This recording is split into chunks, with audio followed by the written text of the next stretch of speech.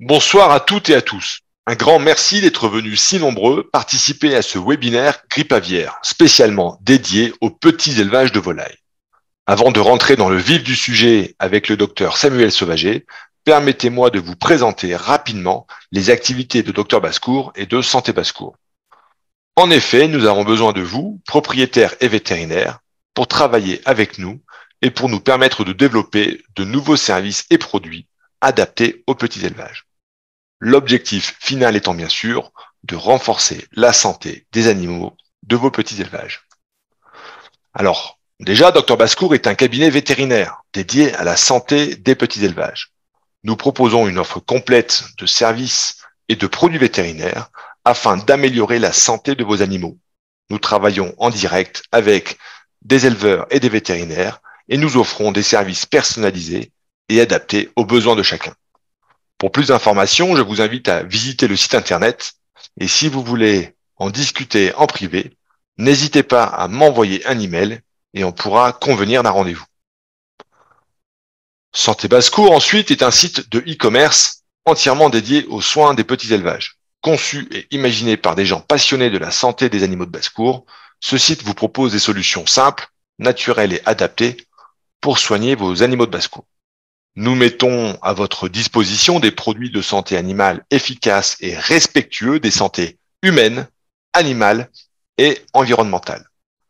Et nous vous proposons une information technique abordable et qualitative, telle que des articles, des conférences et des webinaires.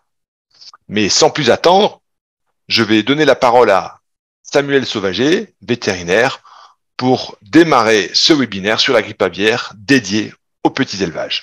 Samuel, c'est à toi. Ouais, merci Alexis. Bonsoir à toutes et tous. Alexis, je te laisse reprendre la main sur l'admission. Je vois qu'en salle d'attente, il y a toujours des gens qui attendent, donc je te laisse gérer ça. Donc, oui, bien sûr, on voulait vous parler avec Alexis là, de vaccination grippe aviaire parce que c'est quelque chose là qui est une actualité brûlante auprès des éleveurs de volailles, que ce soit pour les éleveurs les éleveurs professionnels évidemment, mais également la question pourra se poser pour les propriétaires de basse-cour, comment comment pourrait se passer cette histoire de vaccination. J'emploie volontairement le conditionnel parce que la situation à date ce soir au 7 mars, les éléments, en tout cas les informations qu'on va vous transmettre ce soir sont celles les plus récentes, mais vous allez voir, on n'a pas encore des éléments définitifs, des décisions définitives concernant la vaccination. Donc cette information-là, peut-être qu'on sera amené à la renouveler cet été ou à l'automne, par exemple, pour vous redonner des éléments les plus actualisés possibles par rapport à ce qui se passe aujourd'hui autour de la vaccination. Qu'est-ce qui se passe avec cette influenza aviaire qu'on appelle grippe aviaire par presque abus de langage, mais c'est vrai que le terme le plus judicieux, en tout cas le plus réglementaire, c'est influenza aviaire. L'influenza aviaire, c'est une maladie des volailles et on emploie ce terme justement pour la différencier du terme grippe aviaire qui a une connotation humaine. Si on reprend un petit peu ce qui se passe là depuis quelque temps, on est sur la pire maladie aviaire depuis des décennies, clairement, avec des quantités absolument abominables d'animaux qui ont été touchés et soit qui sont morts de la maladie, soit qui malheureusement ont dû être euthanasiés, avec donc des conséquences socio-économiques désastreuses pour les professionnels de ces filières. Alors, la fin du tunnel est proche. Volontairement, on emploie des termes. En tout cas, on espère être optimiste. On se veut optimiste par rapport à ça. Et cette fin du tunnel, elle passera de toute façon par la vaccination dans les élevages professionnels. Et donc, les pistes qui existent pour sortir les petits élevages de la crise aussi, parce que les petits élevages peuvent être aussi touchés. Il faut une forme d'unité, évidemment, d'un front commun pour pouvoir aborder tout ça. Besoin d'une stratégie commune pour adapter la vaccination aux petits élevages et donc forcément un travail aussi avec les politiques. Donc, D'un point de vue agenda, qu'est-ce qui s'est passé? On a eu de la grippe aviaire hein, depuis 2016, notamment c'est parti dans le sud-ouest. Hein, il y a eu plusieurs épisodes consécutifs d'influenza aviaire dans le sud-ouest et jusqu'à arriver hein, en 2022, il y a un an, hein, quasiment tout pile, hein, où on a commencé à voir les premiers cas dans le Grand Ouest. Je parle plus facilement du Grand Ouest parce que je suis moi basé sur le secteur Pays de Loire et donc j'ai été confronté hein, à cet épisode abominable d'influenza aviaire. On va discuter l'état des lieux de la vaccination contre la grippe aviaire. En gros, qu'est-ce qu'on a à disposition? Quelles sont les stratégies de vaccination?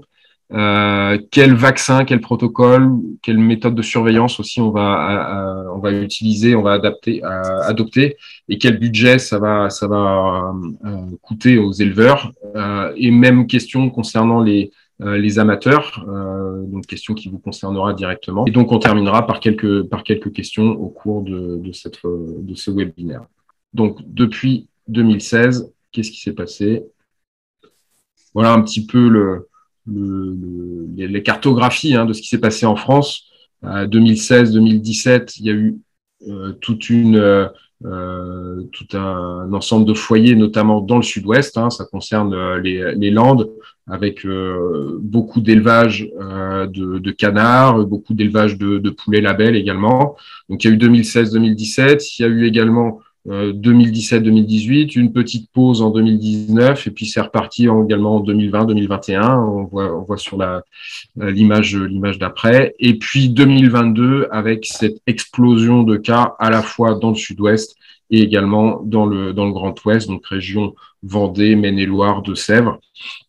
Et donc, vous voyez sur ces cartes, hein, en bleu, ce sont les élevages, et en rouge, ce sont les foyers en faune sauvage. Donc, il y a eu énormément de foyers également en faune sauvage, qui sont a priori le point de départ hein, de la contamination ensuite dans les élevages.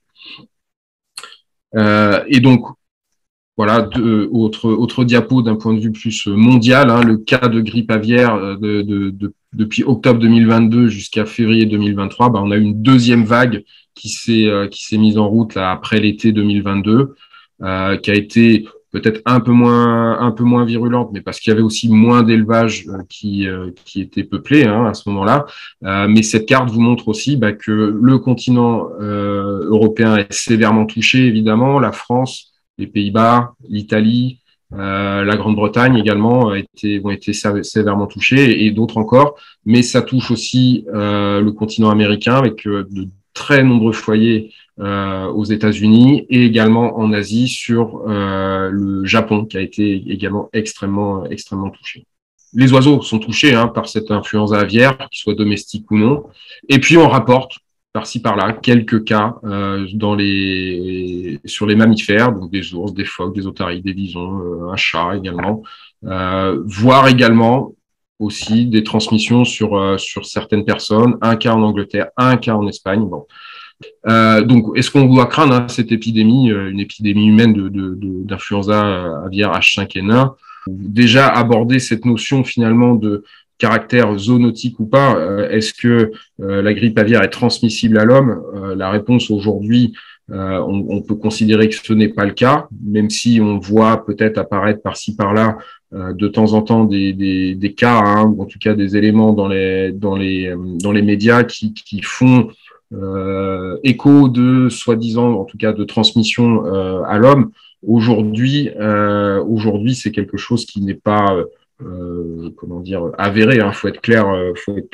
Les épisodes de grippe aviaire qu'on observe chez nous là depuis un an et même depuis un petit peu plus longtemps que ça, vous allez voir, finalement, n'ont jamais été mis en cause dans des transmissions à l'homme. Les quelques rares cas qu'on peut observer peuvent être aussi des accidents biologiques, donc faut pas crier au loup aujourd'hui. Mais cette histoire de transmission à l'homme fait partie aussi des raisons pour lesquelles il y a eu énormément de discussions autour de la vaccination. Dans l'approche de cette maladie et sur son caractère potentiellement zoonotique, oui, c'est possible. Aujourd'hui, ce n'est pas le cas, ce n'est pas une maladie officiellement transmissible à l'homme de toute façon. Bon, qu'est-ce qu'on fait? Qu'est-ce qu'on propose pour éviter la dérive génétique, l'abattage systématique des animaux dans les élevages infectés, la désinfection des matériels d'élevage et des bâtiments, le port du masque dans les élevages ou lors de manipulation de faune sauvage. Il y a eu la vaccination des éleveurs contre la grippe saisonnière qui a été aussi suggérée. Alors, c'est à titre personnel, moi, je me suis vacciné contre la grippe saisonnière humaine. Je suis pas là pour vous dire ce que vous avez à faire ou pas, mais je le fais à titre personnel parce que j'ai pas envie d'attraper la grippe humaine, tout simplement. J'ai pas envie de rester couché au lit pendant 3, 4, 5 jours. Le lien avec la grippe aviaire reste, on va dire, ténue aujourd'hui. Est-ce qu'il y a une protection? Est-ce on aura une protection contre la grippe aviaire en se vaccinant contre la grippe humaine?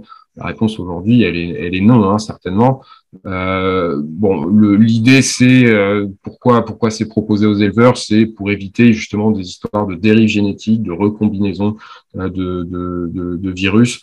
Bon, c'est une précaution, ça, à mon sens, n'a pas forcément de support scientifique totalement avéré aujourd'hui, mais voilà, ça peut toujours être intéressant de le faire quand on est en contact avec beaucoup d'oiseaux, d'oiseaux en tout cas. Et puis, surveillance virologique et sérologique des animaux et des personnels exposés, et donc vaccination des animaux, ça va être la prochaine étape. Alors, état des lieux de la vaccination contre la grippe aviaire en France. On a aujourd'hui, alors ça c'est un travail qui est fait par la DGL, Direction Générale de l'Alimentation, qui définit une stratégie, un plan de vaccination en France. Il y a 5 axes de travail. La disponibilité de vaccins efficaces, les scénarios et la stratégie qui sera retenue, à savoir quelles espèces on va vacciner, dans quel secteur on va vacciner notamment. Mettre en route la campagne de vaccination, avoir des actions d'influence sur les négociations internationales, ça vous concerne pas forcément, mais ça concerne la partie export de nos productions de volailles, et puis une communication également au grand public. Le calendrier qui est arrêté aujourd'hui, on est sur ce calendrier-là. Si on va tout de suite au bout, on voit qu'en septembre, démarrage du plan de vaccination. Aujourd'hui, c'est l'objectif que la vaccination se mette en route à partir de septembre. Et avant, il y a encore toute une partie d'analyse des résultats des expérimentations qui ont été faites. Donc en France, on a expérimenté la vaccination des canards. Et puis sur la partie avril-mai, l'objectif sera d'arrêter la stratégie de vaccination. Qui est-ce qu'on vaccine? Quand est-ce qu'on vaccine? Où est-ce qu'on vaccine? Ça va être ça les questions importantes auxquelles il va falloir répondre. Sur cette vaccination, il y a un consensus européen aujourd'hui.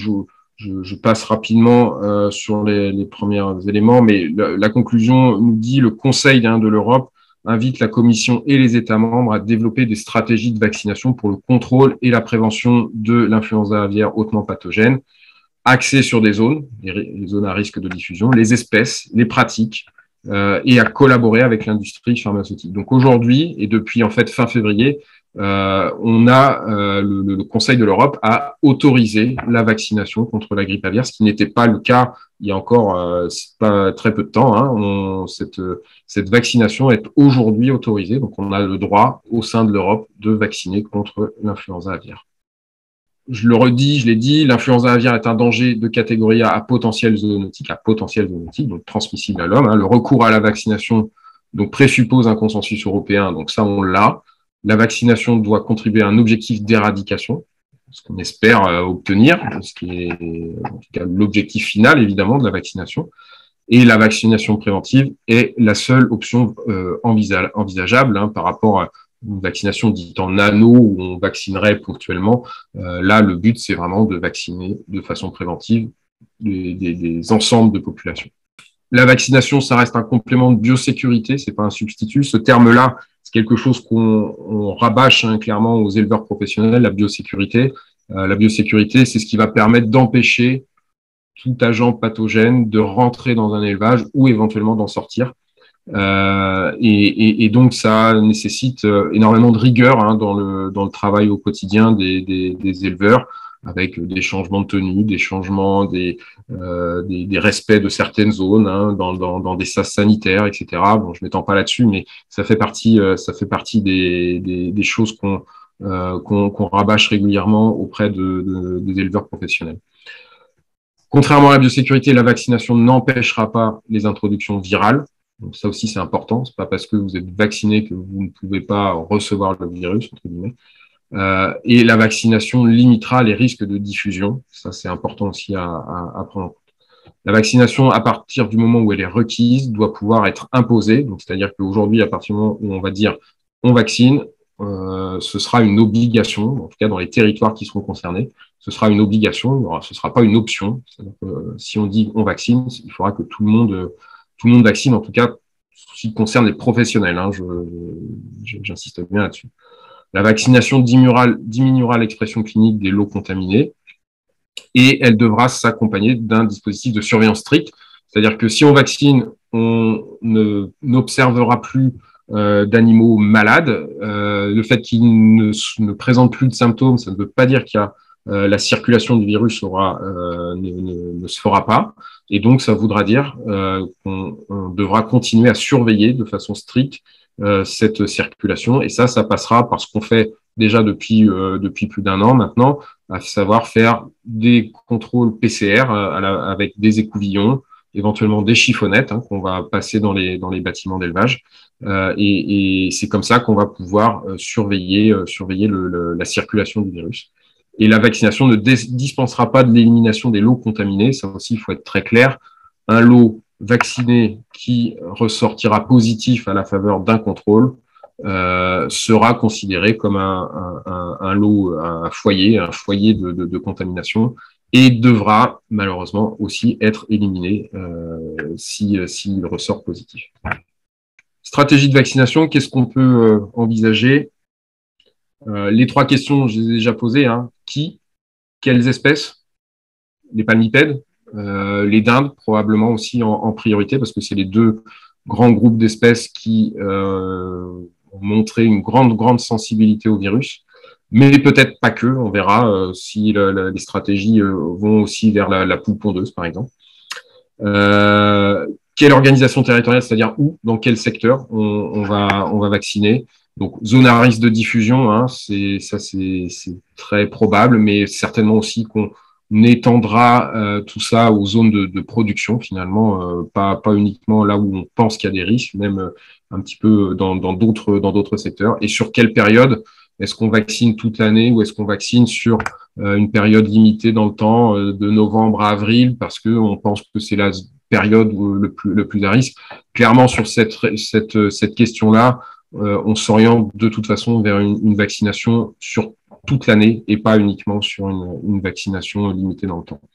Ça, je vais vous montrer après sur les différents scénarios. Ça peut passer, Alexis. Donc voilà, alors là, il y a 4 scénarios. Finalement, il faut savoir qu'il y a 10 scénarios aujourd'hui qui ont été élaborés en fonction des différents organismes qui ont travaillé là-dessus. Là, je vous en présente 4 pour vous donner une idée. Hein. Un scénario minima avec uniquement des palmipèdes et des dindes dans les ZRD. Donc, pour être schématique, hein, les ZRD, c'est la Chalosse, hein, les Landes, en tout cas, la partie sud-ouest. Et puis, Vendée, Maine-et-Loire, Deux-Sèvres. Voilà, globalement, c'est ça, les deux zones à risque de diffusion importante. Et ça a été validé malheureusement par ce qui s'est passé, c'est-à-dire que ces deux zones-là avaient été déjà ciblées par le passé comme étant des zones à risque et c'est ce qui s'est produit. Les faits ont donné raison. On a eu des épidémies importantes dans ces deux zones-là. Scénario 1, vaccination du 1er novembre au 30 avril, ce que je vous disais. Le problème, c'est qu'on risque d'avoir un manque de couverture vaccinale avec ce scénario-là. Et donc, on se dirige très probablement vers quelque chose qui sera situé entre le scénario 2 et le scénario 3, c'est-à-dire qu'on vaccinera les palmipèdes, les dindes, les pondeuses, et éventuellement aussi donc ce qu'on appelle les festifs, hein, les poulardes, les chapons également, donc toutes ces productions à durée de vie relativement longue, et éventuellement même les poulets labels hein, dans le scénario 3. Et donc toute l'année, sur toutes les zones réglementées et toutes les zones à risque de diffusion, donc avec une étendue beaucoup plus importante. Et donc là, avec quelque chose qui, d'un point de vue épidémiologique, semble beaucoup plus pertinent.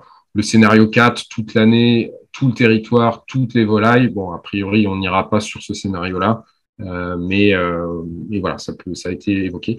Et donc là, vous voyez quelques éléments de coût, de budget, combien ça coûterait de vacciner, de faire la vaccination et le monitoring. Ça peut paraître des sommes importantes, évidemment. Je peux vous garantir que par rapport au budget et aux coûts liés à l'indemnisation des éleveurs qui ont été touchés par l'influenza aviaire, on est finalement je peux pas dire du simple au triple, au quadruple, au quintuple même, parfois, par rapport à ce que ça a coûté jusqu'à présent.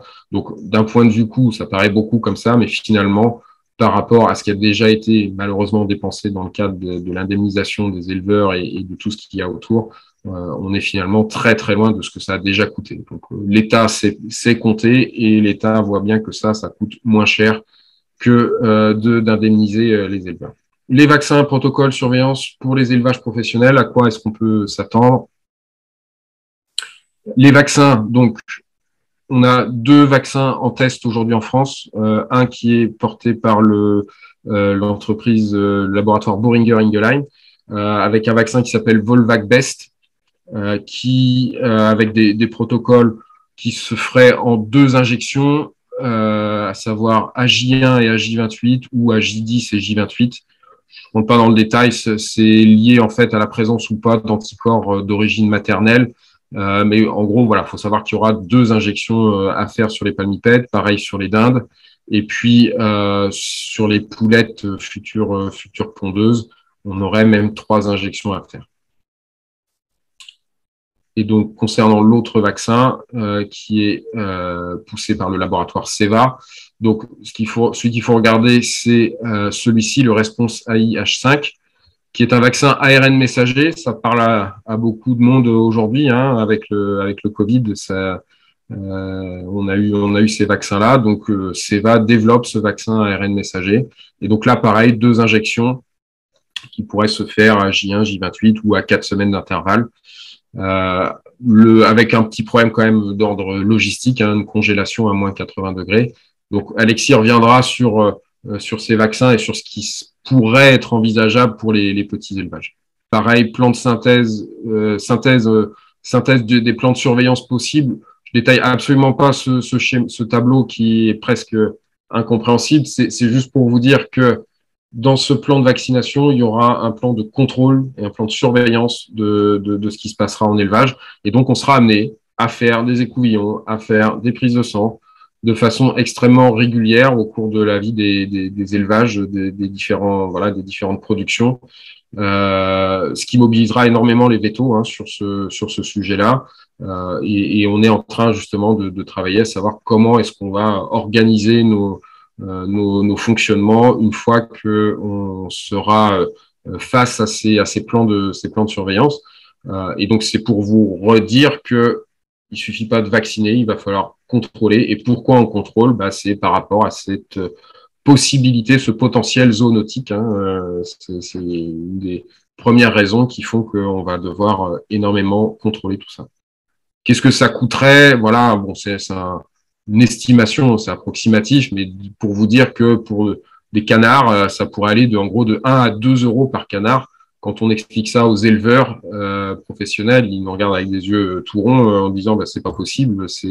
En gros c'est la marge que je fais quand je vends mes canards. Donc c'est ce que je vous disais tout à l'heure, le coût de la vaccination et de sa surveillance devra nécessairement, au moins en grande partie, être pris en charge par l'État si on veut maintenir les filières en activité, clairement, vu les coûts qui sont annoncés.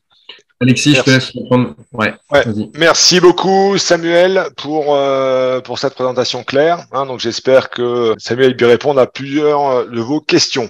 Donc Samuel a bien présenté les dernières avancées en termes réglementaires et puis en termes de planning sur ce qui est la vaccination chez les éleveurs professionnels. Donc à l'automne on va commencer à vacciner. Voilà, donc vous êtes au courant maintenant des différents scénarios qui seront envisagés. Aller avec probablement un scénario avec des zones des ZRD, donc en gros le Grand Ouest, un peu plus quoi, avec une vaccination qui va concerner les grandes zones d'élevage de volailles français, et puis un peu plus pour bien protéger, pour essayer d'endiguer l'épidémie. Alors moi j'interviens maintenant pour voir un peu qu'est-ce que ça signifie pour les petits élevages. Alors sachant que aujourd'hui, alors on parle de possibles protocoles de vaccination, c'est bien aussi le problème, enfin le sujet de ce webinaire, c'est que la stratégie grippe aviaire, vaccination grippe aviaire, a été pensée et réfléchie pour les élevages professionnels. Donc pour l'instant, les conclusions qu'on peut en tirer pour l'élevage amateur ou le petit élevage, bon bah c'est des conclusions logiques, mais pas du tout réglementaires. Donc là, vous voyez par exemple, il y a quatre vaccins qu'on peut utiliser en fait pour vacciner contre la grippe aviaire. Donc il y a le Volvac, Best AI, il y a le Response AI, il y a le Vector H5 et le Vectormune AI. Voilà, donc il y a quatre vaccins qu'on pourrait utiliser. Sachant que voilà, le vaccin à gauche, donc le Volvac Best AI, en fait c'est un vaccin tué qui se conserve à 4 degrés. Donc on va devoir injecter les volailles une, deux, trois fois pour bien les vacciner. Donc les poulettes notamment, ce serait si on compare par rapport aux poulettes qui vivent longtemps, un élevage amateur va devoir vacciner 3 fois ses reproducteurs pour bien les protéger. Et donc ça, c'est en gros le seul vaccin que les éleveurs amateurs pourront utiliser, qui sera facilement utilisable. Pourquoi? Parce que les autres vaccins, donc le Response AI, il pourrait aussi potentiellement être utilisé dans l'élevage amateur, mais c'est un vaccin qui doit se conserver à moins 80 degrés. Donc ça, c'est un peu embêtant. Enfin, c'est quelque chose qui n'est pas pratique possible. Alors ça peut quand même évoluer, parce que les anciens vaccins ARN messager contre le Covid, on devait les conserver à moins 80, et puis au final, on a pu les conserver à 4. Donc ça peut changer, mais pour l'instant, c'est quelque chose de pas pratique. Et après, les deux autres vaccins, donc Vector H5 et le Vectormune AI, donc ça, c'est des vaccins Marek. En fait, c'est des vaccins Marek avec un gène de grippe aviaire, avec un gène d'hémagglutinin 5 dedans. Donc ça se concerne dans l'azote liquide. Et donc moi je sais bien que les vaccins Marek, c'est en gros, les vaccins Marek qui se conservent dans l'azote liquide, ce n'est pas quelque chose qui est pratique pour les élevages amateurs, les petits élevages. Ça c'est clair et net. Donc en conclusion, sur les 4 vaccins grippe aviaire qui existent aujourd'hui, il n'y en a que un qu'on pourrait utiliser pour l'élevage amateur.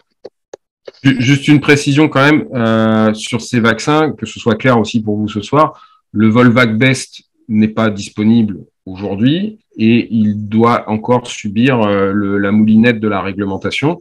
Donc, ne cherchez pas à vous procurer du Volvac Best, vous n'en aurez pas. Et vous n'en aurez pas de toute façon tant que il n'a pas été homologué, qu'il n'a pas reçu une AMM, une autorisation de mise sur le marché, sur la vaccination influenza.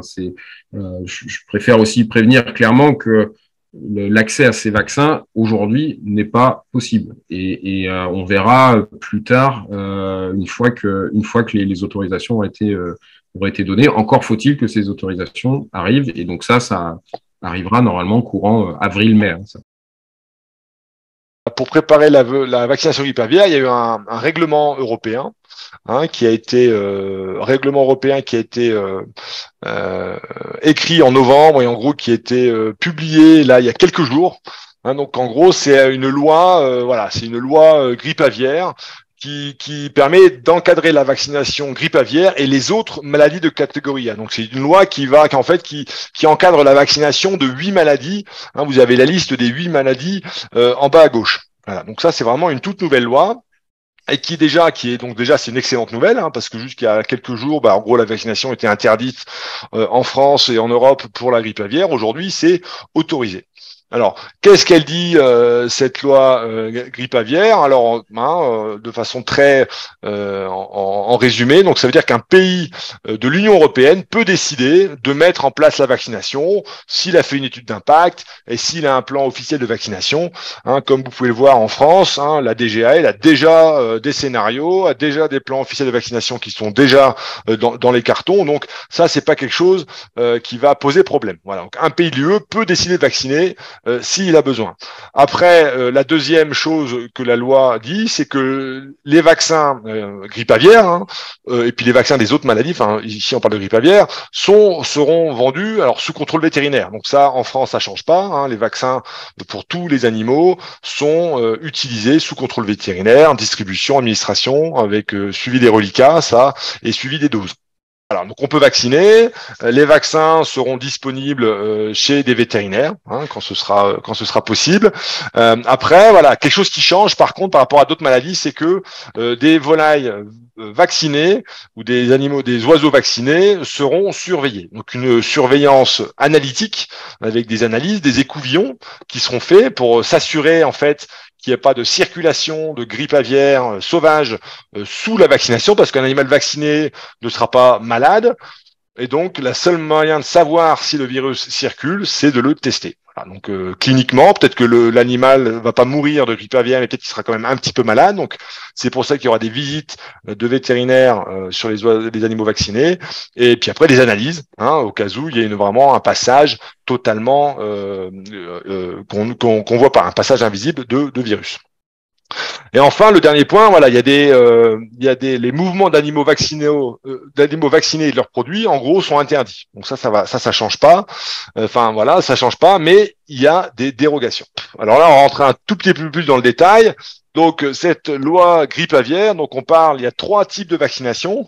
En gros, il y a la vaccination d'urgence suppressive, la vaccination d'urgence protectrice. Et là, en gros, quand il y a un foyer de grippe aviaire, et on va vacciner autour assez rapidement pour confiner ce foyer, pour s'assurer que ce foyer n'aille pas à d'autres. Donc ça, bon, c'est en gros, c'est des vaccinations d'urgence, hein, on va dire thérapeutiques pour empêcher la diffusion du virus. Mais là, ce qui nous intéresse le plus, c'est la vaccination préventive. Donc en gros, c'est vacciner des animaux dans les zones indemnes, hors cadre, hors urgence. Hein. Alors, même dans ces cas-là, donc on va dire que voilà, donc il y a un risque grippe aviaire en France. Vous êtes un éleveur normand et donc on va dire, on va pouvoir vacciner vous voulez vacciner vos animaux contre la grippe aviaire pour les protéger en fait. Hein. Vraiment, c'est pour les protéger, c'est pour vos animaux ne meurent pas, donc pour sauvegarder, on va dire, le patrimoine génétique de votre élevage. Hein. Tout ça, c'est des choses qui sont valables. Mais par contre, aujourd'hui, il y aura quand même des surveillances virologiques hebdomadaires, des surveillances cliniques et virologiques mensuelles. Voilà, donc ça veut dire que c'est quand même pas anodin de vacciner contre la grippe aviaire. Donc, déjà, il y a des surveillants, donc c'est pas anodin de vacciner. Et puis 2, il y a des conditions de mouvement des oiseaux, vacciner de leurs produits. Donc ça, il y a une annexe 13 de l'article hein, qui est totalement disponible en ligne. Alors, en gros, les règles sont assez compliquées. Après à voir en pratique ce que ça donne. En gros, ça veut dire qu'un oiseau vacciné, en gros, va pas pouvoir être bougé pendant au moins quelques semaines. Et même après, si on veut le bouger, il faut faire des surveillances avant de le bouger. On ne peut le déplacer que dans un élevage qui est également vacciné, etc., etc. C'est clairement des lois, un règlement qui a été mis en place pour les animaux, enfin pour les élevages professionnels. Donc ça, c'est encore des choses qu'il va falloir, qui sont pas encore satisfaisantes hein, pour le petit élevage. Hop. Voilà. Et enfin, donc une des dernières dias. Donc voilà, pour que les choses soient bien claires. Hein, donc la problématique petits élevages n'a pas encore été réfléchie et discutée par les instances gouvernementales. Alors, les instances gouvernementales qui, en gros, qui discutent, qui réfléchissent sur la grippe aviaire, c'est en l'essence, c'est l'ANSES, hein, l'Agence nationale de sécurité, et la DGAL, donc là c'est le ministère, en gros c'est une émanescence du ministère de l'Agriculture, et l'Union européenne. Hein, donc ça c'est ou le Conseil Europe donc toutes ces instances-là n'ont pas du tout réfléchi et discuté sur la problématique grippe aviaire pour les petits élevages. Alors déjà, il faut rester positif. Donc, c'est-à-dire qu'il y a quand même une grosse opportunité pour les petits élevages, les propriétaires de petits élevages et leurs représentants, donc les associations, les fédérations, de démarrer la discussion, de prendre en main cette discussion pour pouvoir adapter la nouvelle réglementation aux petits élevages. Alors ça c'est clair que de toute façon, si on veut pouvoir avoir des résultats satisfaisants, il faut se manifester auprès de ces instances dirigeantes. Alors en gros, pour demander des conditionnements adaptés des vaccins, hein, parce que là les vaccins aujourd'hui c'est du 1000 doses, les vaccins grippe aviaire, voire du 250 doses pour un vaccin qui sera pas forcément utilisable pour les petits élevages, qui doit être conservé à moins 80 degrés. Donc voilà, il y a des questions comme ça qui sont sur la table. Les conditions d'administration, les conditions de surveillance aussi, hein, pour le petit élevage, et puis les droits donnés à la vaccination. Voilà. Donc c'est vrai que si un éleveur amateur vaccine, ce qui le motive, c'est d'aller exposer. Si derrière il n'a pas du tout le droit d'aller exposer ses animaux, donc la vaccination ne sert à rien. Voilà. Il y a ces choses-là qu'il faut discuter, qu'il faut mettre sur la table pour pouvoir avoir des réponses et savoir un peu où on va. Après aussi, on peut, alors avant de rentrer là-dedans, il y a l'étape d'avant, c'est en automne, on va vacciner les élevages professionnels contre la grippe aviaire et peut-être que ça va suffire.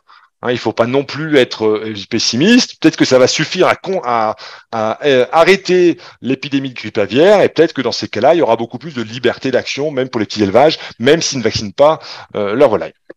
Alors, si vous êtes éleveur et que vous voulez discuter de ces choses-là, donc il y a les instances des éleveurs à contacter. Il y a la FFV, la SCAF pour les volailles, ProNatura France. Il y a d'autres fédérations. Il y a Avironis, par exemple, pour les éleveurs d'oiseaux, etc. Hein, donc il faut quand même discuter. Vous pouvez aussi contacter vos députés. Hein, il y a quelques députés qui commencent à s'intéresser à cette question. Qu'est-ce qu'on fait pour la vaccination, pour le petit élevage? Donc, il y a manière, il y a moyen de discuter, hein, donc pouvoir manifester votre inquiétude. Alors, les mesures possibles, donc les vaccins, donc clairement, ça va probablement être les mêmes vaccins que pour les éleveurs professionnels. Peut-être avec des conditionnements différents, mais ça va être les mêmes vaccins. Et puis après, voilà, surveillance systématique. C'est vrai que ça va être très compliqué si on se met à dire bon, on va vacciner tous les petits élevages. Après, c'est avec la surveillance, ça va être pratiquement impossible à faire pour tous les éleveurs amateurs parce que vous êtes trop nombreux et parce que il n'y a pas assez de vétérinaires, parce que ça va pas être possible. Donc c'est vrai que c'est des questions qu'il faut aussi mettre sur la table. Alors par exemple, bon ça c'est un exemple. Le 15 avril, moi j'ai participé à cette journée Nos animaux nous élèvent organisée par ProNatura à Nogent-sur-Vernisson. Il y aura, entre autres, une table ronde grippe aviaire que je vais animer et il y aura plusieurs personnes qui vont venir. Donc si vous voulez discuter de cette problématique, je vous invite à venir. Après, il y a probablement dans votre club de race ou dans votre région aussi, vous pouvez aussi très bien organiser d'autres types d'événements qui permettent de faire avancer les discussions. Voilà. Et enfin, donc maintenant, nous avons terminé. Donc maintenant, c'est la parole pour vous, si vous voulez parler, si vous avez des questions. Je peux parler? C'est Philippe. Allez, Philippe, une question. Oui. Une observation. Donc, une observation. Bon, merci d'abord. Ensuite, c'est pas gagné hein, pour les petits élevages. Hein. Je suis bien placé pour le savoir depuis 10 ans que la pétition vaccin volaille est lancée pour obtenir des vaccins petit conditionnement. Donc, c'est pas gagné. Alors donc, comme je vais pas épiloguer parce que vous connaissez mieux que nous le sujet hein, dans toute sa largeur, je vais simplement exposer une anecdote et vous parler du. Rapidement, Oui, Philippe, rapidement. rapidos. Ouais. La race de, je vais parler de la race de canard Criaxera. Je ne sais pas si vous la connaissez. Oui, Canard basque. ouais. Un canard basque qui, depuis le mois de février 2021, a fait l'objet de mesures spéciales parce qu'il s'avère que, a priori et apparemment, c'est une espèce rare, ancienne, donc de canard, race pure basque qui s'étend sur le Béarn, le Pays basque et le sud des Landes, et qui a démontré que même les élevages contaminés on n'observe aucun symptôme et aucune perte. Donc, les autorités ont bien voulu ne pas abattre ces souches-là. 1200 œufs ont été répartis en 4 endroits différents en France. Ceci simplement pour dire que effectivement, il est très important de préserver la biodiversité, de ne pas se préoccuper uniquement des grands élevages avec des souches hybrides productives, mais a priori fragiles visiblement. Et que donc, c'est peut-être aussi simplement cette anecdote, puisqu'apparemment, c'est pas gagné tout ça, pour rappeler l'importance de la préservation de nos souches. Parce que qui sait si demain, parmi nos poules de race ancienne, il n'y en aura pas une capable de résister à la grippe aviaire. Et si on continue à tout abattre, il n'y aura plus rien. C'est ce que je voulais dire. Merci, Philippe. Merci beaucoup. Alors, est-ce que je peux prendre la parole? Allez-y, Sarah. Allez-y. Alors, d'abord, merci à vous pour la présentation qui était extrêmement claire. Moi, je voulais partager avec vous le travail des Pronatura ces derniers temps. Donc, on est allé au salon d'agriculture. Alors, vous avez peut-être vu, quelqu'un a parlé, Monsieur Brossard, de la question parlementaire de Madame Blin. Alors, il faut savoir que ça vient de Pronatura. C'est-à-dire qu'on travaille avec justement Alexis Kiers et tout le conseil scientifique de Pronatura pour faire comprendre le problème aux députés. Alors, je crois que là, se poser des questions, vous pouvez regarder sur l'Assemblée nationale, il y a au moins 5 ou 6 députés qui se sont impliqués sur la question de la grippe aviaire. Je peux vous donner les noms si vous voulez, mais si vous souhaitez interpeller vos députés, c'est le moment ou jamais, parce que plus vous serez nombreux à les interpeller, plus ça mettra une pression aussi qui accompagnera le travail général qui est fait actuellement. Moi, quand je suis allée au salon, je suis allée sur l'ANSES aussi, puisque comme disent Alexis et M. Sauvager, ils ont tout à fait raison, ils suivent les rapports de l'ANSES. Or, comme l'a aussi dit Alexis, il n'y a rien dans le rapport de l'ANSES sur les petits élevages, et c'est tout le problème. Alors, je suis allée les voir en leur disant que ça serait bien qu'ils fassent un rapport, et Alexis Kiers et M. Sauvager vont se mettre en rapport avec eux pour leur donner des éléments, parce que la DGL suit l'ANSES. On a aussi contacté la DGL, qui est d'accord pour travailler avec nous. Et on a contacté l'Italie. Comme vous savez, l'Italie travaille avec l'ANSES. Alors là, Alexis et son collaborateur vont reprendre, son associé vont reprendre le relais pour insister de ce côté-là. Nous, on peut vous faire des modèles de lettres à vos députés, si vous voulez. Pronatura peut faire ça et puis envoyer un modèle de lettre. Parce que des fois, c'est pas évident, on ne sait pas quoi écrire. On peut vous proposer ça. Par ailleurs, on a rendez-vous, ça vous savez en avant-première, on a rendez-vous avec le cabinet du ministre de l'Agriculture, avec le conseil technique chargé justement de ça. Alors, on va étudier toutes les questions que vous avez. Vous pouvez nous les poser. Je vois qu'il y a Emmanuel Bouissou qui travaille parce que la FFV fait partie de Pronatura. Faites-nous remonter toutes vos demandes. Moi, il y a une chose qui m'inquiète quand même dans ce que vous avez dit tous les deux, c'est quand on regarde l'article 4 du règlement européen qui vient de sortir, auquel vous faites référence, il y a quand même quelque chose de très inquiétant. Ils disent clairement que le fait de vacciner n'empêche pas les abattages.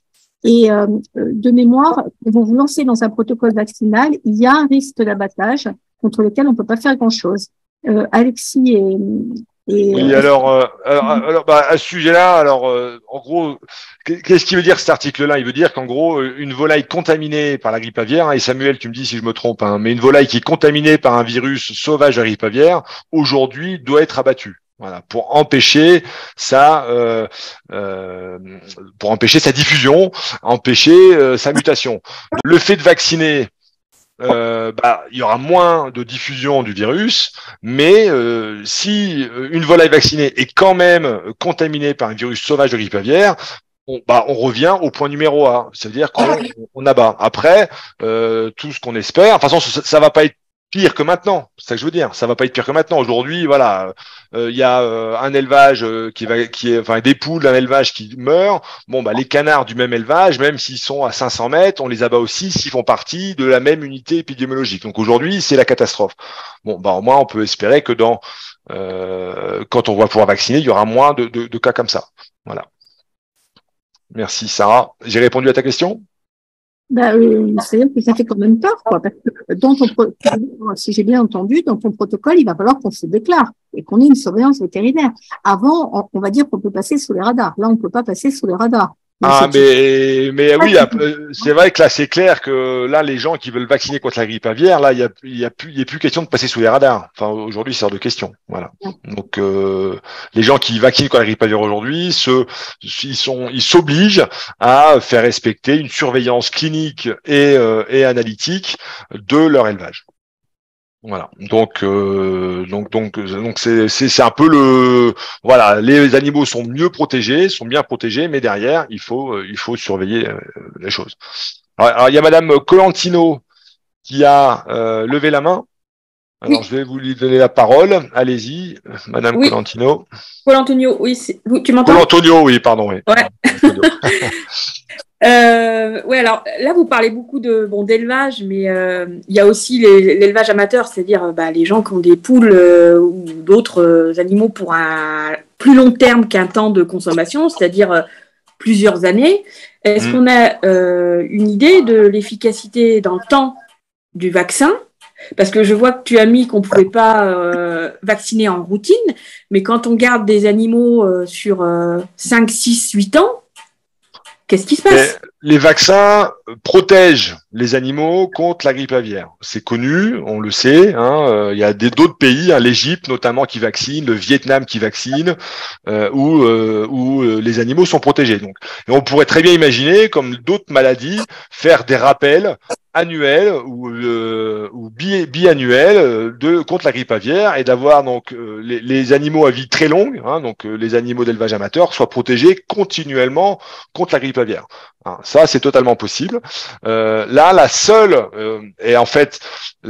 différence aujourd'hui, c'est que on va dire cette stratégie vaccination grippe aviaire qui a été mise en place, elle a été pensée en gros pour les élevages professionnels. Donc, elle n'a pas été adaptée aujourd'hui pour les élevages amateurs et les animaux à vie très très longue. Voilà.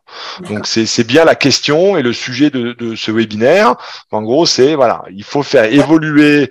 Alors soit les mesures qui sont prises aujourd'hui de vaccination des élevages professionnels va suffire à arrêter l'épidémie. Et donc comme c'est comme ça, les éleveurs amateurs où les petits élevages n'auront pas besoin de vacciner, ils vont quand même pouvoir continuer à vivre, on va dire comme avant.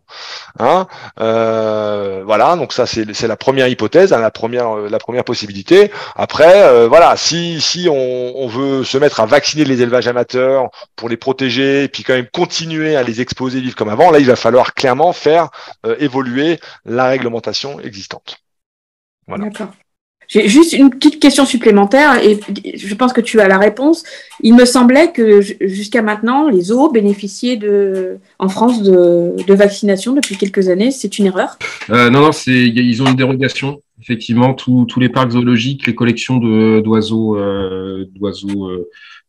exotiques ont une dérogation à la vaccination. Donc, ils vaccinent avec un vaccin qui est du H5N2 et pas du H5N1. Malgré tout, il semblerait que ça fonctionne aussi. Alors, ce vaccin, pareil, je vous arrête tout de suite. Même moi, je ne peux pas l'avoir. Il faut une dérogation en tant que responsable, en tout cas vétérinaire sanitaire, pour un parc zoologique. Donc, j'ai un de mes collègues qui travaille au Puy du Fou, par exemple, qui a l'autorisation justement de commander ces vaccins, mais il n'y a que lui, en tant que vétérinaire sanitaire des rapaces du Puy du Fou, qui est autorisé à commander et à utiliser ces vaccins. Et ce ne sera de toute façon pas ces vaccins-là qui seront utilisés à l'avenir, parce que on considère qu'ils sont pas suffisamment proche de la souche de virus qui circule aujourd'hui. Bon, il faut voir aussi que dans une collection d'oiseaux, dans un parc zoologique, il n'y a pas du tout les mêmes densités d'élevage, densité de population, qui fait que on peut penser que entre la vaccination plus des conditions d'élevage qui sont moins propices aux transmissions de virus, ça suffit à protéger ces animaux-là. D'accord, merci. J'en profite, je vais répondre à la question aussi de Audrey concernant les symptômes, les signes cliniques en cas de grippe aviaire. C'est très variable en fonction des espèces, en fonction de l'âge des animaux. On a même vu des variations en fonction du sexe, c'est-à-dire que j'ai pu voir dans des élevages de canards des mâles tomber malades et puis les femelles qui n'étaient pas malades. Alors, je me garde bien de toute conclusion hâtive par rapport à ça, sachant que les femelles tombaient malades généralement quand même quelques jours après les mâles, par exemple. Voilà. Et puis en fonction de l'âge, j'ai vu des élevages avec des jeunes canards de 10-15 jours, on avait une mortalité très très importante, et puis des canards qui avaient 70-80 jours et qui eux ne mouraient pas. Et au niveau des symptômes, il y avait des symptômes neurologiques, donc des troubles nerveux avec des animaux qui ont la tête qui tremble, la tête qui part un peu en arrière sur le côté. Et puis le tout premier signe qu'on voit, c'est la baisse de consommation d'eau et d'aliments. Ça, c'est le tout premier signe clinique qui peut être observé et qui alerte aujourd'hui clairement tous les éleveurs qui ont été confrontés à ça dès qu'ils voient des consommations mais significatives de baisse d'aliments, c'est moins 25, moins 30, moins 50% de consommation d'eau ou d'aliments en l'espace de 24 heures. Merci Samuel. Je voulais juste renforcer ce qu'a dit la dame sur les zoos. C'est qu'un des arguments qu'on a auprès de la DGL, c'est qu'elle représente, comme l'a très bien dit tout à l'heure le monsieur du Sud-Ouest, la biodiversité. C'est un de nos arguments numéro 1, ça. C'est que la biodiversité. Non, mais en gros, le petit élevage a beaucoup d'arguments beaucoup d'arguments pour défendre les positions, ça c'est clair, les arguments il n'en manque pas, mais c'est vrai qu'il y a une manque de connaissances des gens qui font les lois, pour dire les choses simplement, une manque de connaissances criantes du monde du petit élevage, voilà, l'élevage amateur, l'élevage de conservation, l'élevage d'ornement, toutes ces choses-là, il y a vraiment une connaissance, une méconnaissance des gens qui font les lois, donc il faut avant de crier au loup, il faut juste déjà présenter ce qu'on fait. Et puis il y a déjà quelques députés, comme mentionnait Sarah, qui sont déjà intéressés par ces démarches et qui sont prêts à nous aider. Voilà. Et moi j'ai une question. Est-ce que vous avez entendu parler d'un groupe, parce que j'ai entendu dire qu'à l'Assemblée il y avait un groupe qui est peut-être pas directement dans l'Assemblée, qui est peut-être parallèle. C'est un groupe où il y a des vétérinaires, des éleveurs professionnels, des syndicats agricoles et qui travaillent sur la question de la grippe aviaire et qui donnent des rapports aussi. Est-ce que quelqu'un ici a participé à un de ces groupes de travail et sait de quoi il s'agit? Il y a un groupe de travail qui reprend différentes organisations professionnelles, des vétos, la DGL, l'ANSES, etc. Je ne sais pas si le groupe dont vous parlez est inclus dans ce groupe de travail. Mais toutes les infos moi que j'ai pu vous transmettre tout à l'heure, les scénarios, etc., tout ça c'est des représentants des différentes filières, des vétos qui travaillent là-dessus et qui aboutissent, en tout cas qui sont à l'origine de ces propositions de scénarios. Concernant les éleveurs amateurs, je ne pense pas qu'ils soient inclus dans ce groupe de travail. Non, parce que ça serait bien d'essayer de s'insérer dans ce groupe de travail et d'avoir au moins un représentant dans ce groupe. Non, mais de toute façon, après, s'il y a des groupes, on va se manifester, Sarah, pour discuter là-dessus. C'est vrai que si on veut faire évoluer la loi pour le petit élevage, il va falloir. Ils vont poser la question à des gens qui savent. Donc, à des gens qui savent, c'est des vétérinaires de terrain ou des éleveurs chevronnés qui vont pouvoir expliquer ce qui est possible de faire ou pas possible de faire, etc., etc. Donc, c'est clair qu'on va falloir faire partie de ces groupes de travail-là. Déjà, on a le groupe de travail de bien-être animal, le CNRBEA, où on est en train de rentrer. Alors, c'est Alexis Clerc qui pilote ça. Alexis, peut-être qu'il y a des éleveurs ici qui voudraient rejoindre et apporter leur expertise. Ça serait pas mal. C'est possible. Toute aide est la bienvenue. Donc, si vous avez besoin de discuter de ces choses-là, si vous voulez en faire partie, vous pouvez me contacter directement. Et puis on pourra constituer un groupe de travail ensemble. Parce que c'est Alexis qui est chargé de ça. En fait, c'est un groupe de travail qui fait partie de l'INRAE et plus particulièrement le bien-être animal. L'INRAE est centré là-dessus. Or, l'axe d'attaque qu'on a, c'est de dire abattre des animaux, c'est contraire au bien-être animal. Et c'est pour ça qu'on essaye de s'infiltrer, parce que la DGL les écoute beaucoup. Et donc, Alexis s'occupe de ce groupe de travail, mais tous les éleveurs qui peuvent rentrer dedans, plus on sera nombreux, plus on montrera notre inquiétude et plus on a des chances. Moi, ce qui m'a frappé au ministère de l'Agriculture, c'est que chaque fois que je suis passée quelque part, on m'a dit, ah oui, il y a des éleveurs qui sont venus nous voir. Oui, on a, donc, il y a déjà des informations, il y a déjà eu des pressions, il faut continuer, c'est très bien. Et chacun, individuellement, on peut faire des choses. Merci Sarah. Donc si vous êtes intéressé pour travailler avec nous là-dessus, j'envoie mon email là dans le chat. Vous pouvez m'écrire directement. Ok. Est-ce que vous avez d'autres questions, d'autres commentaires? Laurent Brossard, merci. Oui. Si je me permets, c'est Laurent qui parle. Je me permets de prendre la parole vu qu'il y a personne qui discute. Allez-y, donc, oui. Je me présente rapidement. Je suis aussi connu sous le nom de Newton Lavandry. Donc, je suis éleveur amateur de paons et de volailles d'ornement. Et depuis 4 mois, la grippe aviaire est un gros problème pour moi pour avoir ce vaccin parce que j'ai peur des animaux, comme tout le monde.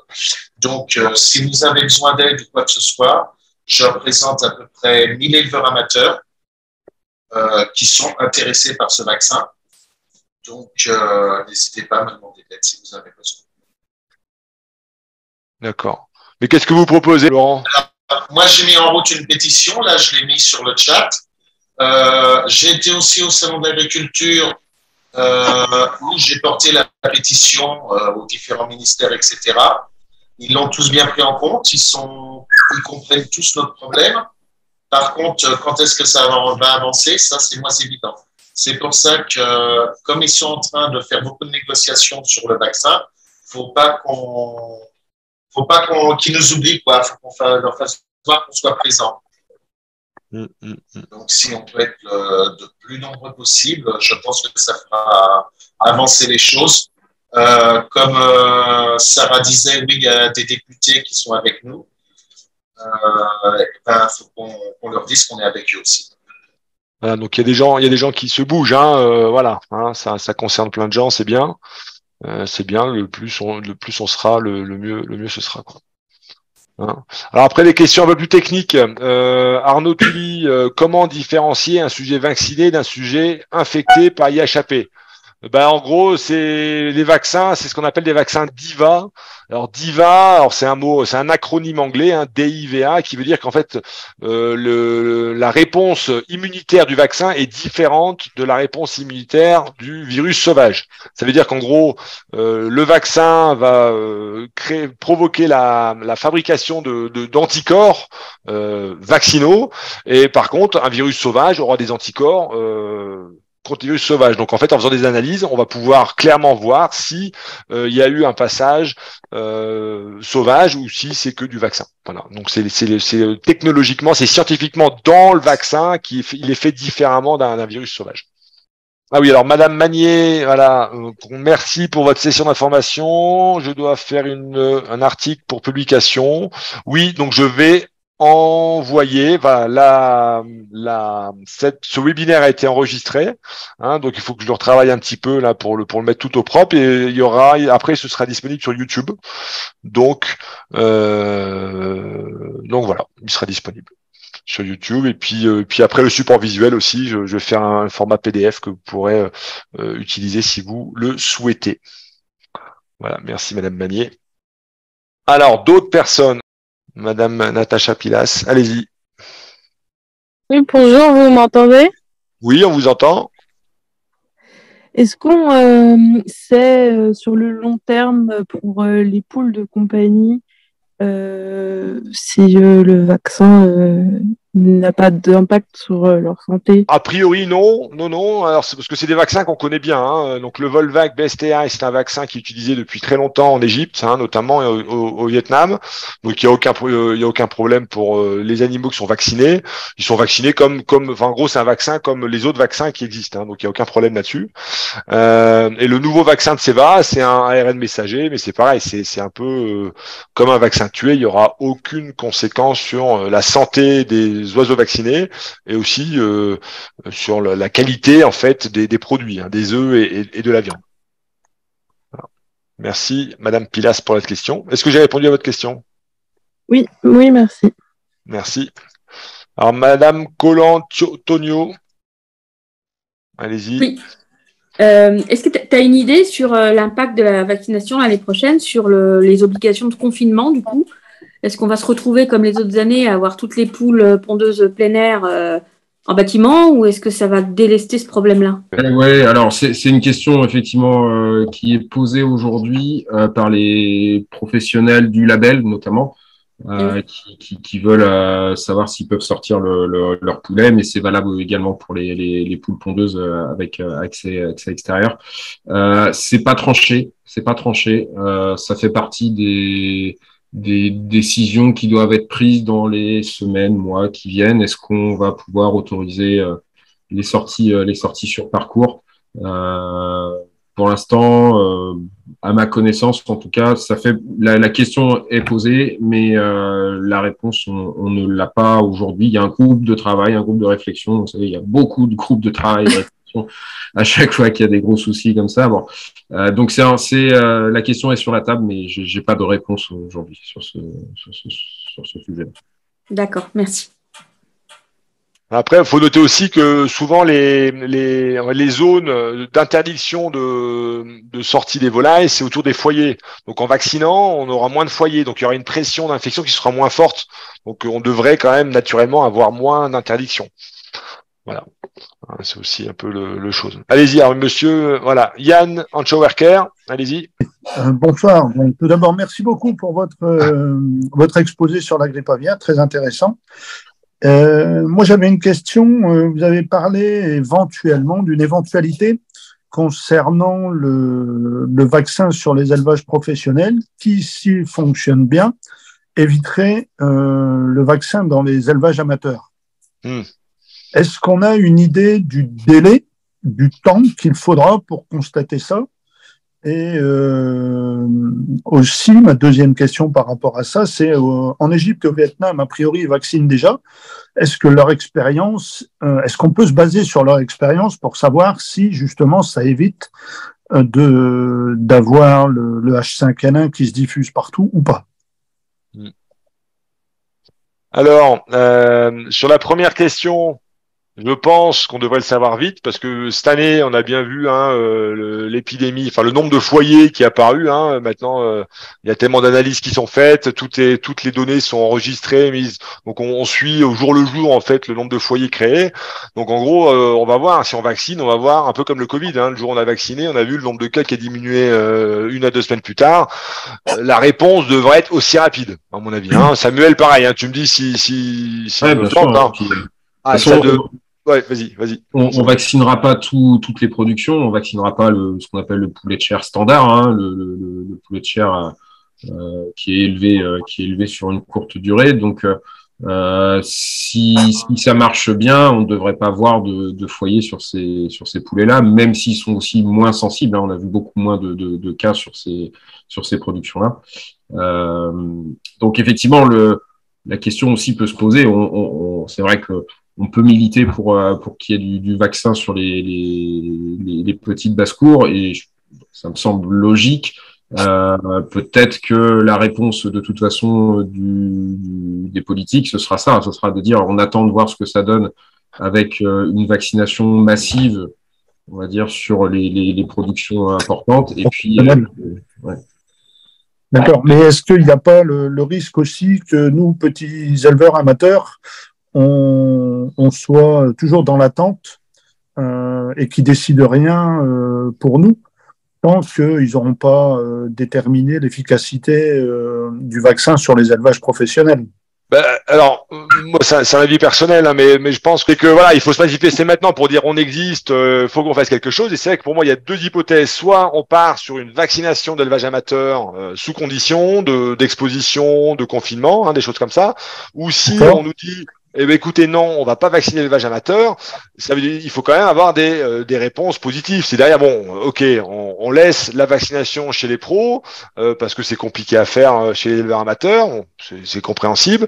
Mais par contre, il faut quand même que l'éleveur amateur puisse vivre de sa passion, hein, donc exposer, déplacer ses volailles. C'est aussi une condition. Je veux dire, c'est pas vous vaccinez les pros, mais nous derrière, bon, on n'a que dalle, on vit comme avant. Donc à mon avis, et le sujet de discussion, il est vraiment là, quoi. C'est aussi un des gros sujets de discussion à aborder avec les politiques, hein, leur dire bon, soit on vaccine et on fait les choses comme ça, soit on vaccine pas, mais par contre laissez-nous vivre, en fait. Hein. Je pense qu'il y a ça. Moi, je trouve l'intervention de Monsieur Jan Andetschworker, excusez-moi pour la prononciation, très très intéressante. Parce que quand même, ce qu'on peut conclure de cette affaire, Alexis disait comment on fait. Mais bon, nous sommes déjà dans le cadre du décret prescription délivrance, nous et petits éleveurs amateurs, je pense que c'est depuis 2016 l'application, obligés donc de faire un bilan sanitaire annuel de l'élevage tous les ans, donc de faire passer un vétérinaire, pour avoir droit à ce qu'on nous prescrive les médicaments soumis à ordonnance hors vaccin grippe aviaire, hein, l'ensemble de tous les vaccins déjà homologués, et y compris les antibiotiques.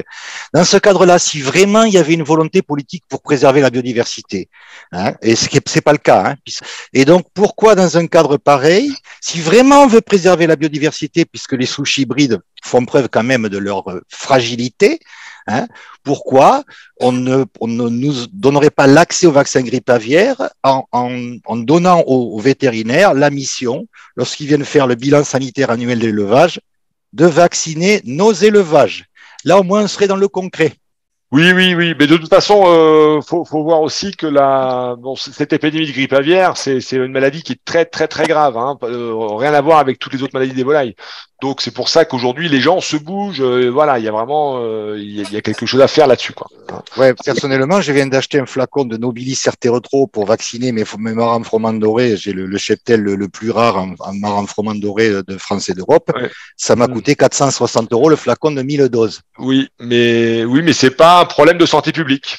Aujourd'hui. On est bien d'accord, mais ce serait peut-être l'occasion avec la grippe aviaire de voir les choses de manière globale au lieu de nous prendre pour des imbéciles. Tout à fait, tout à fait. Mais, merci. Non. Pour ça, si je peux me permettre, il faut justement avoir une démarche collective, parce que moi, ce que j'entends ce soir, c'est j'entends beaucoup de choses formidables qui ont été faites par les uns et les autres, mais nous, Pronatura, ça fait 20 ans qu'on se bat, et là, on se sent vraiment tout seul. Hein. Et nous, on a les contacts, on a les rendez-vous, on peut porter votre voix. Je dis pas ça pour nous mettre en avant, c'est pas ça le problème. Je dis ça parce que si on a des initiatives qui partent de tous les côtés, c'est pas comme ça qu'on va obtenir quoi que ce soit. Nous, la chance qu'on a, c'est quand on arrive, on dit on est 250 000. On part pour 250 000 adhérents. Et là, ils nous écoutent. Vous voyez, je viens d'avoir un rendez-vous au cabinet du ministre à cause de ça. Donc, c'est pour ça que si vous voulez rejoindre, alors on travaille avec la FFV parce que il faut déjà qu'il y ait un numéro d'éleveur. Pour l'instant, il n'y a pas de numéro d'éleveur. Ce qui leur fait très peur, c'est de ne pas pouvoir contrôler tout ce qui se passe. Donc, il faut leur apporter des arguments. Et ça, c'est ce que disait Alexis. Nous, on a des arguments. Les arguments, c'est premièrement la biodiversité. Deuxièmement, le fait que nos élevages sont enfermés. Il y a déjà un confinement. Troisièmement, il n'y a pas de matériel qui passe sur le terrain et qui peut contaminer les animaux. Quatrièmement, on est des souches précieuses. On a énormément d'arguments et on a un conseil scientifique. Donc, par exemple, est-ce que vous avez appelé vos chambres d'agriculture? Parce que ce que dit Alexis est très vrai et ce que dit Monsieur Carasso aussi, ils ne savent pas ce qu'on fait. Même les chambres d'agriculture ne savent pas. Moi, je suis allée voir ma chambre d'agriculture avec des poules. Alors, si je peux me permettre un conseil, allez les voir avec vos animaux. Quand ils voient vos animaux, quand ils visualisent, ils raisonnent plus du tout de la même manière. C'est une chose de raisonner, c'est autre chose de voir l'animal. Et de dire, regardez, Monsieur Carasso, si vous avez une espèce rare, allez voir votre député avec. D'abord, c'est un succès fou. Hein. Moi, je vois quand je suis arrivée avec mes animaux, il y a toute la chambre d'agriculture qui est venue voir. Et la chambre d'agriculture elle-même ne savait pas qu'on est bagué, ils ne savent pas qu'on a un contrôle sanitaire. Et sur le contrôle sanitaire, je tiens à dire que Alexis propose des forfaits pour contrôle sanitaire avec vaccination, etc. Je dis pas ça pour lui faire de la pub, hein, mais c'est un argument. C'est-à-dire si on arrive au ministère en disant on a un numéro d'éleveur, et là la FFV fait un super boulot là-dessus avec la SCAF. Hein. Si on a un numéro d'éleveur, on a une traçabilité, on a une source génétique, et en plus on a des vétérinaires qui peuvent veiller à l'application, là on peut gagner. Mais pour ça, il faut qu'on soit tous d'accord. Il faut qu'on soit prêt à marcher d'un seul homme avec une seule voix, si je peux me permettre. Madame Osei, je suis tout à fait d'accord avec vous. ProNatura ne m'est pas inconnu puisque le premier article que j'avais écrit en 2013, il est sur votre site. Et quant aux chambres d'agriculture, l'aviculture amatrice, ça fait des années que nous organisons des expositions avicoles. Bon, bien évidemment, aujourd'hui, on ne peut plus en organiser. Donc, ils ne peuvent pas dire qu'ils ne connaissent pas. Je crois que c'est un problème politique et économique. On fait des expositions. Pendant des années, il y a eu au Salon de l'aviculture des volailles. On nous connaît. Mais après, est-ce qu'on veut nous entendre? Ils ne savent pas exactement comment ça fonctionne. Il y en a quelques-uns. Ça, c'est sûr. Ça, c'est sûr. Vous allez voir Marc Le Fur, le député de Bretagne, qui est un type vraiment très bien, un député de terrain. Ouais. Même lui, il ne connaît pas. J'ai dû lui faire une note encore là-dessus. Il y a un travail à faire auprès des députés. Si chacun d'entre vous, moi, je peux vous envoyer des modèles. Je suis en train d'en écrire un. Je vais le faire passer par Alexis pour qu'il me valide ça. Et on vous fait passer un modèle en disant ce que je viens de dire. Si vous êtes d'accord, plus on va les marteler, plus on va. Oui, ce qu'on va faire, Sarah, voilà. Donc, je vais envoyer un email de suivi par rapport à ce webinaire. Et puis, si ça vous intéresse, vous manifestez. On pourra vous faire envoyer des liens vers des personnes, des groupes, des associations qui organisent déjà des choses. Si vous avez besoin de modèles de lettres ou des choses comme ça, voilà, pour avoir des réponses à des questions pratiques. On va essayer de mettre en place, avoir toutes les choses qui sont en route pour les gens qui connaissent pas, que les gens puissent se manifester s'ils veulent participer à cette action. Voilà, il y a une pétition qui existe, qui a été créée par Monsieur Carassou. Vous pouvez la signer. Je pense que beaucoup d'entre vous la connaissent déjà. L'objet de la pétition, Alexis, c'est écrit il y a 10 ans, c'est contraindre par la loi ou la réglementation les firmes pharmaceutiques à produire les vaccins volailles en petit conditionnement à des tarifs responsables. C'est très simple. Ça fait 10 ans qu'on dit la même chose. C'est une question de Monsieur Levray aussi. Est-ce que, en fait, cette crise grippe aviaire va permettre de reconsidérer le suivi sanitaire pour les autres maladies ou le contrôle, voilà. En gros, c'est la question. Est-ce que, moi, je pense que la grippe aviaire, c'est tellement grave comme maladie que les gens maintenant, il y a des députés qui se posent des questions sur la grippe aviaire, sur l'élevage. Il y a des éleveurs amateurs qui vont voir les députés pour leur dire, écoutez, nous, qu'est-ce qu'on fait? Donc, c'est vrai qu'il y a une prise de conscience à ce niveau-là, grâce à la grippe aviaire, grâce à l'épidémie de grippe aviaire. C'est une crise qui est tellement importante. Moi, on serait mieux sans grippe aviaire, c'est clair, mais maintenant qu'elle est là, il faut essayer de faire avancer les pions. Il y a un vétérinaire, je peux citer son nom puisqu'il a signé la pétition il y a 9 ans et que donc il l'a commenté, donc je ne commets pas je peux citer son nom, voilà, c'est Denis Vélit, vétérinaire, je pense, qui est en Savoie quelque part, et qui a écrit donc sur la pétition de vaccin volaille il y a 9 ans. Je suis vétérinaire, intéressé depuis longtemps par les volailles d'ornement, et je trouve complètement aberrant de ne pas pouvoir protéger efficacement des espèces dont les reproducteurs sont souvent en très faible nombre, au simple fait que la rentabilité de la production en dose unitaire est faible. Autant tirer un trait sur la biodiversité. Qui sait si demain, une de ces variétés d'autrefois ne sera pas la seule, ne transmettant pas certains virus très pathogènes à l'image du virus grippe aviaire. Ça, c'était il y a 9 ans. Voilà. Merci Philippe. Est-ce qu'il y a d'autres commentaires? Il n'y a pas de Philippe, d'autres personnes? Oui, moi j'ai assez parlé là, c'est bon. Est-ce qu'il y a d'autres commentaires?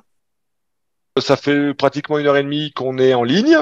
Si vous voulez qu'on discute encore un peu, c'est possible. Sinon, je vous propose d'arrêter maintenant. Et ce que je vais faire, c'est que je vais vous envoyer un email de suivi, parce que vous avez l'air quand même très intéressé par ce sujet, avec quelques actions concrètes. Et puis on va partir de là. Voilà. En tout cas, merci à tous. C'était un moment d'échange et de partage très, très intéressant aussi pour nous. Donc, c'est très bien. Et puis, comme dit Alexis, on essaiera de vous tenir au courant et je pense qu'on reproposera peut-être une information là à partir au mois de septembre quand les choses vont bouger. C'est vrai que le sujet bouge tellement vite, la grippe aviaire, qu'il va falloir, on va pouvoir faire une autre session comme ça dans quelques mois. Merci à tous. Allez, bonne soirée. Merci. À bientôt.